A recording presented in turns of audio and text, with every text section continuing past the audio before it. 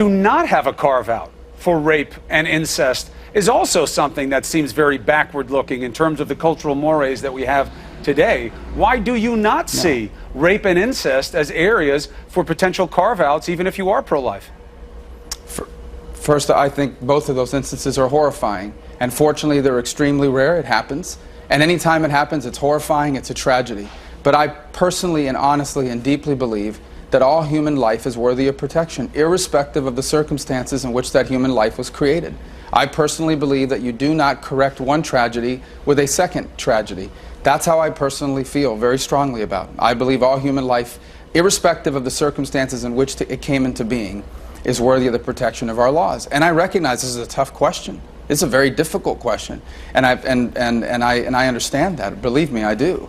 But by the same token, if I have to weigh the two equities here, I'm always going to err on the side of life, and that's how and I think that's a timeless principle.